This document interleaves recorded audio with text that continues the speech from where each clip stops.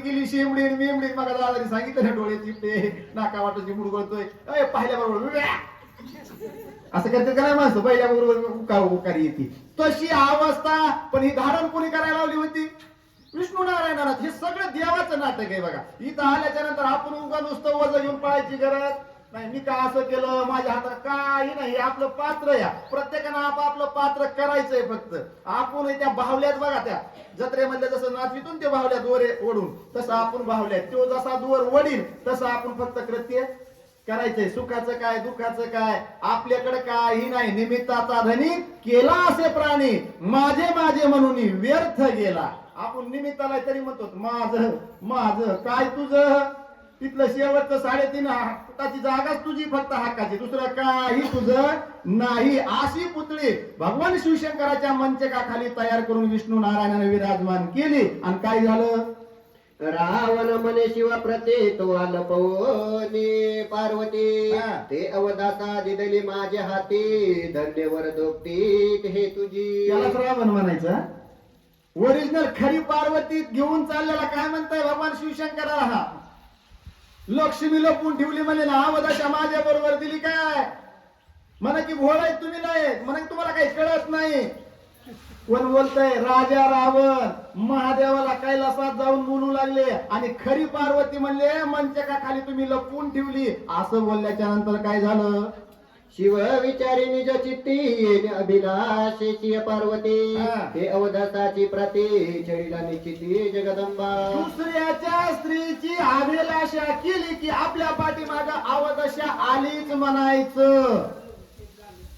लक्ष करा. वर्मय परद्रव्य परणारी याचा घरी जो विटाळ बरोबर. पत्ते तरी हेची दोन्ही जो कोणी पाळील ते पत्तेत बाबा या पारमार्थामधले या साधनेमधले साधक अवस्थेमधले परद्रव्य आणि परणारी जाई व माते न करी सायास आम्ही विष्णुदास तैसे नव्हे. माझे तुकाराम महाराज म्हणले का नाही? काम क्रोध लोभ निमाले ठाईची हे सर्व या साधक अवस्थेमध्ये याच्यावर विजय मिळवावा लागतो. म्हणून यांना अभिलाष केला पार्वती मातेचा. आणि खरं म्हणले महादेव म्हणून तर म्हणतो हिला अवदशा. कारण दुसऱ्याचा अभिलाष करणं म्हणजे अवदशाच महाग लागते. अशी अवस्थेचा विचार महादेवानी केला. आणि काय झालं? तीच विष्णू झाला साय ते रावण आला पाय हे नाचलती उपाय याची मी काय करावे. याची मी काय करावे. आता हिला म्हणले साह्य कोण झालाय? विष्णू झालाय. आणि त्याच्या आज्ञेनं तर सर्व जगताचा विश्वाचा कारभार चालतोय. आता मात्र म्हणले याच्यात मी काय युक्ती करावी. पण राजा रावणाला मात्र अवदशाच प्राप्त करायची आहे घेऊन जायची आहे. असं भगवान शिवशंकरानं महादेवाने विचार केला. आणि काय बोलले? रावण पाठीचा माझा गण ओमा भीसेल्य पूर्ण गुरु तुल्य ग दोष दारुण अचूक मरण या आली. याला अचूक मरण आलं म्हणले. गणामधला माझा श्रेष्ठ 1 नंबरचा गण कोण आहे? राजा रावण आहे. पण यानं मातेचा अभिलाष केला ना. गुरु पत्नी म्हणजे गुरु माता असती म्हणले. आणि म्हणून म्हणले आता मात्र याचं मरण कुणी टाळू शकत नाही. यानं आपल्या मरणाला आमंत्रण दिलंय म्हणजे दिलंय. आता याच्यातून हे सुटू शकत नाही.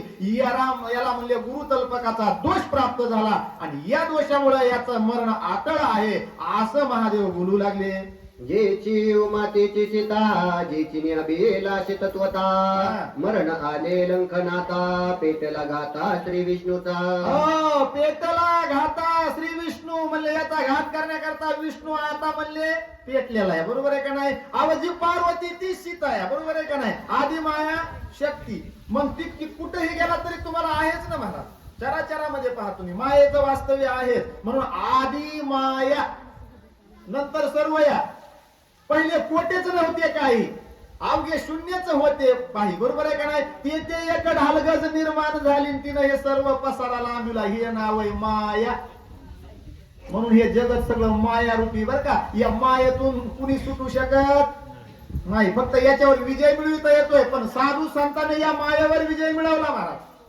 आणि मायेचा पडदा ओलांडला की आपणच देव होय गुरु. बरोबर आहे का नाही? मग तो पडदा फक्त ओलांड. पण आपण उगा तानू तानू तानू तानू पाय तानू तानू तिथवर पडतो. पण तिथं गेलं की तोंडावर पडतो. तो पडदा काय ओलांडता येत नाही. व्यासपीठावर बसला तर आला बाबा फोन येतात काय कुठे मला आला प्रसंग त्यो एका महाराजाला घेऊन चाललो, मालकीनं फोन केला, मालक कुठे आहे? ते म्हणले काय चालक महाराज बरोबर आहे. कुठे निघाला? चाललो चारदरीला. बरोबर बोलले ते. म्हणले मग जानवाळा, म्हणले पाणी पाजलं सगळं वैरणकडे गेली. असं आहे का? बरं तिथं उतरा खाली आणि या महागारी. अरे ते म्हणले काम करून चाललो ना, चालीला या माणसाला जाऊ दे ना, तेवढंच घडू दे. आता माझ्या वाटून काय झालं? या म्हणते ना, आणि नाही आला तर बघा मग. विनोद सांगत नाही मी, ही वास्तव परिस्थिती माझ्याबरोबर घडलेली. मी हात जोडले, म्हणले महाराज पहिलं खाली उतरा. उतरले महाराज, परत गेले. त्या दिवशीपासून पुन्हा महाराज माझ्या बरोबर आले. कर्कशा नारी संगती दुःख उदंड फजिती. बरोबर आहे का? त्यानं म्हणायचं आपण स्वर्गातच आहे. ज्याची अर्धांगिनी म्हणत असेल का पतीची या माता अनुसरून या पतिव्रता, त्याला म्हणायचं आपल्याला स्वर्ग मिळाला. आणि जी साथी कर कर कर करते काय, आपण नरकातच एक म्हणायचं. बरोबर आहे ना? इथंच स्वर्ग इथंच नरक आहे. आणि याच्यासाठी मी प्रारब्ध लागतंय माय बाप, चांगली अर्धांगिनी मिळण्याकरता, नाहीतर लय अवघड आहे. पार्वती माता म्हणजेच लक्ष्मी आहे, पार्वती माता म्हणजेच सीता आहे. आणि सीतेचा यानं अभिलाष केलाय, याच्या मरणाला कुणी टाळू शकत नाही. आता मात्र विष्णू याच्या घाताला पेटलेला आहे. हे सर्व पुढचं होणारं भविष्य महादेवाने जाणलं आणि काय केलं? रावण पेटला ती अवेशा, म्हातार पाणी लोभ कैसा, जवाडला गा महेशा, मज अवदशा दिदली. काय म्हातार पण झालं म्हणले, जटा काय वाढविल्या. महादेवाचं स्वरूप कसं आहे म्हणून तर स्थान दिलं नव्हतं. कुठं हे पहिल्यापासून चालत आलं बरं का. दक्ष राजाच्या यज्ञामध्ये काय म्हणले, मुंडकीचे माळा गळ्यात घातलेल्या, माणसाचे मुंडकेच गळ्यात अडकले. त्या बाबानं जटा वाढविली, आता जाडी तसली ही भूतागळी. याचं बघा हे म्हणले सर्व काय मंडळ कसं या. दक्ष राजाच्या यज्ञामध्ये कुणी त्या ठिकाणी काय केलं नाही, सन्मान दिला नाही. आणि म्हणून म्हणले राजा रावण महाराज म्हणले, अरे देवा म्हातारपणाला हे तुला सुचत का? म्हणले कशाला एवढा अभिलाष पाहिजे तुला? आणि खरी पार्वती जवळ ठेवली, मला दुसरी अवदशा हवाली करून दिली. कोण बोलतय? राजा रावण महाराज. असं बोलल्यावर महादेवानी काय केलं? तथा तो म्हणती सदाशिव, बहु अवदशा बहु गेला जीव, रावण विषया बहु त्यावरी गर्व वरदानाचा. त्यावरी गर्व वरदानाचा. हे बोलतय कोण? वरदान होतं महादेवाचं, म्हणून म्हणले त्या वरदानाचा गर्व राजा रावण महाराजाला होता. देवाचं जर वरदान असेल, देवाची जर काही आपल्याला देणगी असेल, देवाचा जर काही कृपा आशीर्वाद असेल, त्याचा गर्व करायचा. बरोबर आहे का नाही? ज्ञान असेल, कुठलंही असेल महाराज, जे ईश्वरानं दिलंय का त्याचा गर्व करायचा. ते जगाला वाटीत राहायचं, देत राहायचं. कारण त्यानं कशामुळे आपल्याकडे दिलंय. बरोबर आहे का नाही? विहीर खोदली, विहिरीला पाणी लागलं, हे कुणी दिलं? आणि त्याला चौकून कातड्या टाकायचं. कुणाचं आहे ते? टाकणारे टाकले ना महाराज. बरोबर आहे का नाही? पाण्याच्या ज्यावेळेस दुष्काळ होता त्यावेळेस असं केलं. आज त्यांना मी तर सांगत असतो ना, आता हाणलं बोर की महाराज बोर घेतलं बघा, 500 फूट गेलं पण दुर्ळा झाला. कसं लागेल पाणी. बरोबर आहे का नाही? तसं या ठिकाणी म्हणले वरदानाचा गर्व आहे राजा रावणाला, म्हणून हे अवदशा मागून घेतली. मात्र याला आता कुणी सोडवू शकत नाही, असा विचार महादेव करतात. रावण म्हणे शिवाजवळे, उमा लपवली आसन तळे, मज दिसेता हे सोजळी, किती चंद्रमोळी चाळविती. काय चंद्रमोळी म्हणले महादेवा, काय तुमच्याकडे चतुरता आहे, काय चालवायला लागलात, काय मला फसवायला लागलात. अहो ती काय तुमच्या मनच्या का खाली खरी पार्वती म्हणले, मला दिसायली सोजवळ स्वरूपवान. ही काय म्हणले, सुरकुत्या पाडलेल्या, नाकावाट शिंबूड वाहतोय, डोळे चिपळलेले, असली हवाली माझ्या करून दिली. ही अवदशा म्हणले हे तुमची तुम्हाला म्हणले, आणि ती खरी पार्वती मला द्या, असं राजा रावण महाराज महादेवाला बोलले. काय झालं? असोनी देखुनी सुंदर कांता, अति विस्मले लंकनाता, उमा सांडोनी जगत माता, दिदली लंकनाता मंदोदरी. दिदली लंकनाता मंदोदरी. ती कांदेवरली होती, टाकून दिली म्हणले धर तुझी तुला. याची पार्वतीने काय म्हणले, अशी अवदशा मला स्वाधीन केली. ती मंदोदरी मातेला उचलून घेतलं, दिलं महादेवानं. म्हणले ठीक आहे का, जा घेऊन. मंदोदरीला स्वाधीन केलं. राजा रावण महाराजांना आपल्या खांद्यावरती घेतलं. काय केलं? रावण बोलिला कोप करे, मतारपणी लंकनाती. रावण बोलिला कोप करे, मतारपणी स्त्री लोभ भारी, माझी प्रिया जगदंबा तारी, अभिलाषे उरी उरुनेदी. माझी खरं बोला. काय खरं बोला? तुमच्या मला ऐकायला मिळालं आटली वातावरण तुमचं नाही लक्ष तिथे.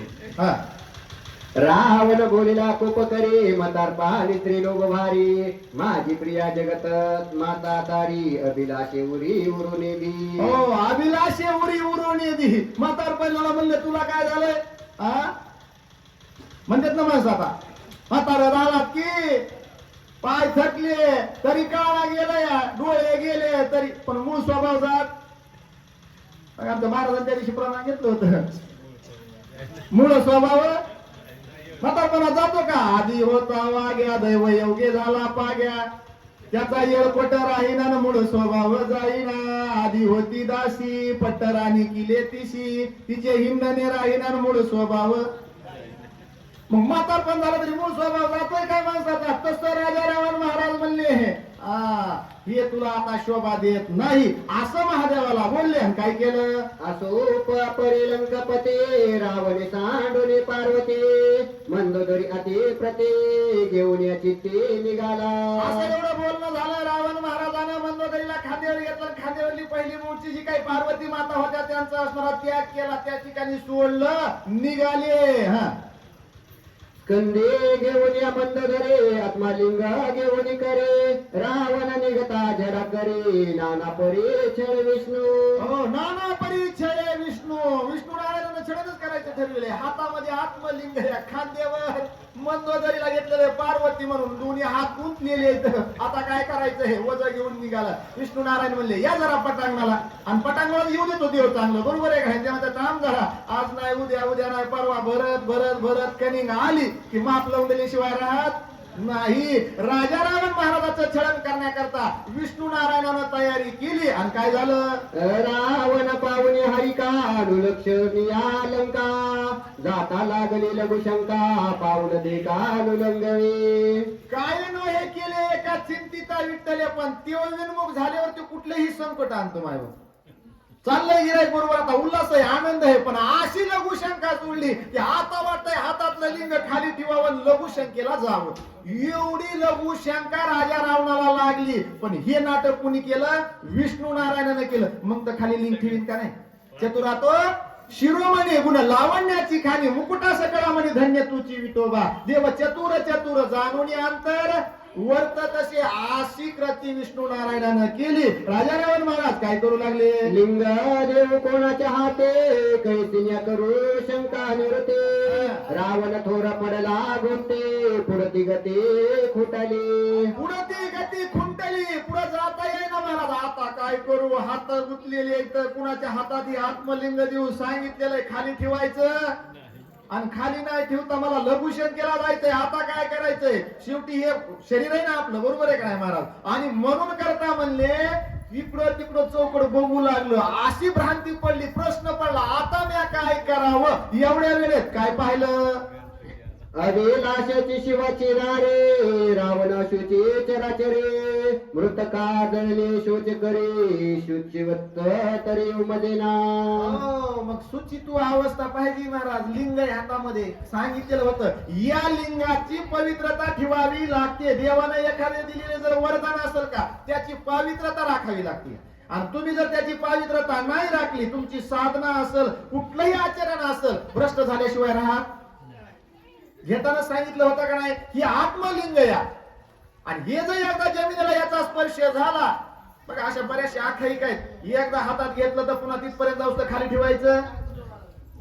आणि ते खाली ठेवलं तर नाही त्याची पवित्रता नाहीशी होती. म्हणून हे आत्मलिंग खाली ठेवायचं नाही. लघुशंका तर लागली. बरं हे हातात कुणी घ्यायला साईडला कुणी दिसतही नाही. चौफेर पाहू लागले. दाही दिशा पाहू लागले. निहाळू लागले. अशी भ्रांती पडली. असा प्रश्न पडला आता मी काय करावं?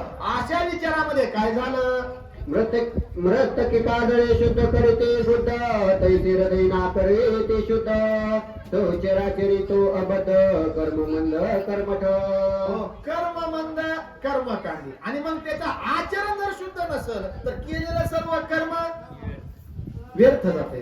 कुठलीही साधना असू दे बरोबर आहे. आता ही व्यासपीठ आहे. या व्यासपीठाची किती पवित्रता आहे ती राखली पाहिजे का नाही? व्यासपीठावर बसण्याच्या अगोदर आपण जर कुठेही इथलंच म्हणून नाही अय महाराज अय महाराज तुम्हीच जरा हळूहळू बोला ना, म्हणजे आम्हाला बी तुमचं ऐकू बोला, पण हळूहळू बोला. वाचण्यासाठी मी नाल होतोय. बोला बरोबराच्या नादानं. आणि मग ती साधना करत असताना त्याची जर पवित्रता आपण नाही ठेवली महाराज, तर मग मात्र ते ठिकाणी ते व्यर्थ जाते, ते भ्रष्ट होते. अशा अवस्थेची अशी कृती अनेक दृष्टांत देऊन नाथ बाबा आपल्याला सांगू लागले.